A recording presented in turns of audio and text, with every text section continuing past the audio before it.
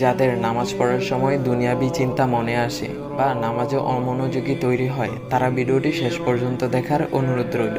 হযরত আলী রাদিয়াল্লাহু তাআলা আনহুর কাছে একজন ব্যক্তি এসেছে। তখন লোকটা বলল, হুজুর, আমার নামাজে মন বসে না।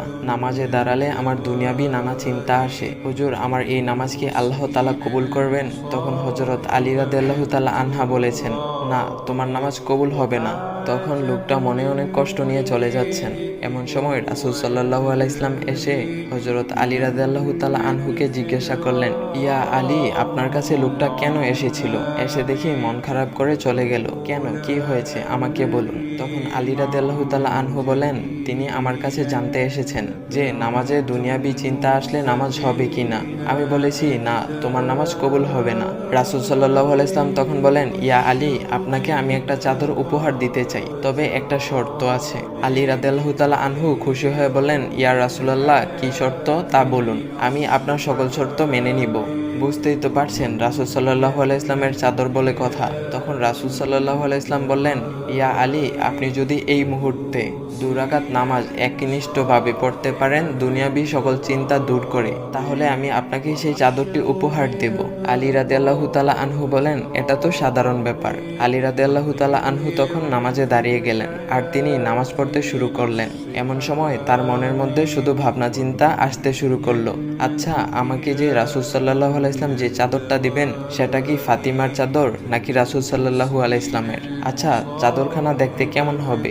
এই বিভিন্ন বিষয় নিয়ে ভাবতে লাগলেন। তিনি ভুলেই গেছেন যে দুনিয়াবি চিন্তা নামাজে আনতে রাসূল সাল্লাল্লাহু আলাইহি ওয়াসাল্লাম নিষেধ করেছেন। এর মধ্যে আলী রাদিয়াল্লাহু তাআলা আনহুর নামাজ পড়া শেষ। আলী রাদিয়াল্লাহু তাআলা নামাজ শেষ করে রাসূল সাল্লাল্লাহু আলাইহি ওয়াসাল্লামকে বলতেছেন, ইয়া রাসূলুল্লাহ, আমি আপনার শর্ত মেনেছি, এখন আমাকে চাদরখানা উপহার দেন। রাসূল সাল্লাল্লাহু আলাইহি ওয়াসাল্লাম বলেন, ইয়া আলী, আপনি কি একনিষ্ঠভাবে দুনিয়াবি চিন্তামুক্ত ছাড়া 2 রাকাত নামাজ পড়েছেন? তখন আলী রাদিয়াল্লাহু তাআলা আনহা মুচকি হেসে বললেন, না ইয়া রাসূলুল্লাহ, আমি আপনার চাদর নিয়ে অনেক কিছুই ভেবেছি।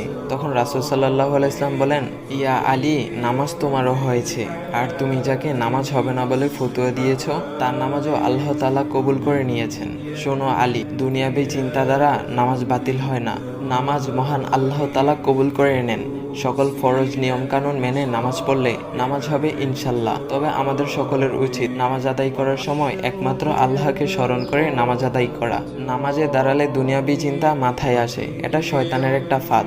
আল্লাহ তাআলা আমাদের সকলকে শয়তানের কুমন্ত্রণা থেকে হেফাজত রাখুক এবং সঠিকভাবে মনোযোগের সাথে নামাজ আদায় করার মতো তৌফিক দান করুক। সবাই বলি আমিন। চাইলে ভিডিওটা আপনি অন্যদের কাছে শেয়ার করতে পারেন, এতে অন্যদের ভুল ভ্রান্তিগুলো দূর হবে। তো গাইস, এমন ইসলামিক ভিডিও পাওয়ার জন্য ভাইয়ের আইডিটা ফলো করে দেওয়া যাও।